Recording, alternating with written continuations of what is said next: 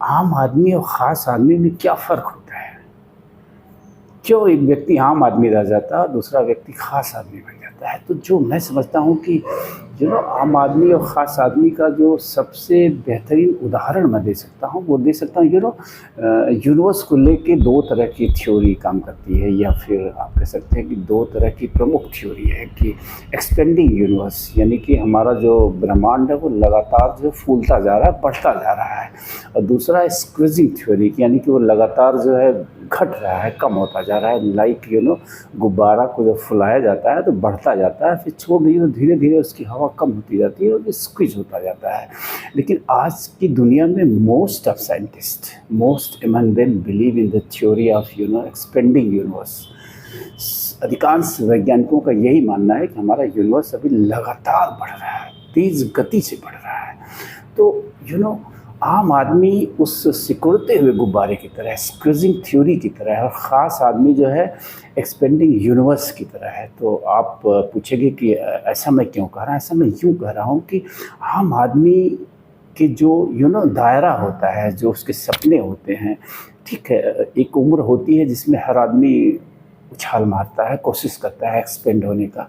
लेकिन एक समय आने पे आम आदमी जो है अपने आप को सीमित कर लेता है, एक निश्चित दायरे में वो अपने इच्छाओं को सीमित कर लेता है, या यूँ कहें कि महत्वाकांक्षाओं को सीमित कर लेता है, या यूँ कहें कि डर जाता है। उसके पास साहस शेष नहीं बचता है रिस्क लेने का, और वो रिस्क नहीं ले पाता है, रिस्क नहीं लेता है कि ये रिस्क लेंगे तो कहीं ये ना हो जाए। तो वो कुल अपने आप को एक दायरे में फिट कर लेता है। इसको आप ठीक एक और उदाहरण से समझ सकते हैं कि आम आदमी सनातन धर्म की तरह है, सॉरी मैं उल्टा बोल गया, आम आदमी इस्लाम की तरह है, और जो ख़ास आदमी है वो सनातन धर्म की तरह है, जिसमें सोचने की कोई लिमिट नहीं है, कोई सीमा निर्धारित नहीं करी गई है। As much as you can think, as much as you can think about universe. आप नई नई चीज़ों को सोच सकते हैं, नई नई चीज़ों का जीवन पालन कर सकते हैं। इसके ठीक विपरीत इस्लाम जो है एक सीमित दायरे में है, उस आम आदमी की तरह वो एक किताब के दायरे से बाहर नहीं निकल पा रहा है या नहीं निकलता है। उसने मान लिया है कि इस किताब में जो लिखा है वही सत्य है, बाकी सब कुछ जो है असत्य है, झूठ है, भ्रम है। ये किताब जो कह रही है सिर्फ वही सत्य है। तो आप कह सकते हैं कि इस्लाम आम आदमी है और सनातन जो है ख़ास आदमी है। तो मेरा संदेश जो इस वीडियो के माध्यम से यही है कि ख़ास बनने के लिए आपको रिस्क तो लेना ही पड़ेगा। जो आपके अपने जीवन में जो दायरे निर्धारित कर रखे हैं कि इसको तोड़ने से ये हो सकता है, उसको तोड़ने से ये हो सकता है, ये करने से ये खतरा हो सकता है, इससे बाहर निकलना पड़ेगा और लगातार जो एक्सपेंड होना पड़ेगा, विकसित होते रहना पड़ेगा, फैलते रहना पड़ेगा, अपनी विचारधारा को फैलाते रहना पड़ेगा। इसके लिए आपको सीखते रहना पड़ेगा और अलग अलग प्रयोग करते रहने पड़ेंगे, भले ही इसमें रिस्क हो। रिस्क से ऊपर उठकर जो लोग अपनी सीमाओं को निर्धारित नहीं करते हैं, बल्कि जीवन पर्यंत, जीवन के अंतिम क्षण तक, अंतिम सांस तक, जब तक वो स्वस्थ हैं, जब तक वो कुछ कर सकते हैं, जब तक वो सोच सकते हैं, वो सोचते रहते हैं, उससे अपनी सोच को क्रियान्वित करने का प्रयास करते रहते हैं और क्रियान्वित भी करते हैं, वही लोग खास आदमी होते हैं। एज एन एग्जाम्पल आप ले लीजिए एलन मस्क को। According to me, in today's world, Elon Musk is the most futuristic person। वो आदमी क्या क्या एक्सपेरिमेंट कर रहा है, वो आदमी मंगल पे दुनिया बसाने की कोशिश कर रहा है, वो आदमी ये देख रहा है कि एक दिन ऐसा आएगा जब ये दुनिया नष्ट होने के कगार पे आ जाएगी तो मानव सभ्यता को कैसे बचाया जाएगा। वो आदमी इस प्लान पे काम कर रहा है। Think how futuristic he is. तो ऐसा ही फ्यूचरिस्टिक हम सभी को बनना पड़ेगा। हमें अपनी सीमाएं निर्धारित नहीं करनी पड़ेगी कि बस अब ये इससे ज़्यादा हम नहीं जा सकते हैं। No, try, always run. चलते रहिए, सोचते रहिए, नई नई चीज़ें सीखते रहिए।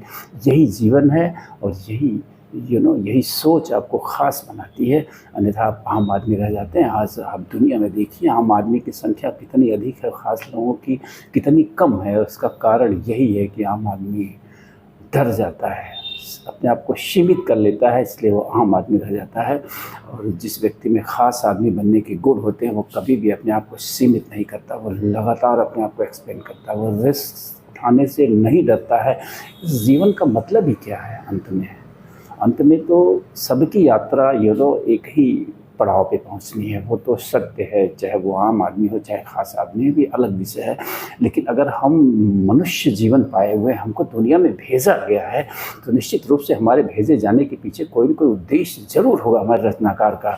तो हमारा प्रयास होना चाहिए कि हम उस रचनाकार के उद्देश्य को समझें और उसके उद्देश्यों के अनुसार काम करें, और इस दुनिया को बस थोड़ा सा और खूबसूरत बना के जाएं, क्रूप बना के न जाएं, विद्रूप बना के न जाएं, जस की तस छोड़ के न जाएं, बल्कि अपना छोटा सा योगदान दे के जाएं। वो योगदान तभी आप दे पाएंगे जब आप खास आदमी की तरह सोचेंगे। जो मैंने खास की ये डिफिनीशन बताई है, उस डिफिनीशन के अनुरूप अगर आप आगे बढ़ेंगे तभी आप खास आदमी हो पाएंगे और इस दुनिया को कुछ दे पाएंगे। तो इस दुनिया को कुछ दे के जाइए, यही आपका फ़र्ज़ है। संभवतः यही हमारा आपका मकसद हो सकता है, हमारे आपके जीवन का मकसद हो सकता है। हमारे आपको जीवन देने वाले का भी यही उद्देश्य हो सकता है कि हम इस पृथ्वी को थोड़ा और खूबसूरत बना के जाएं। That's all. Thank you. फिर मिलेंगे।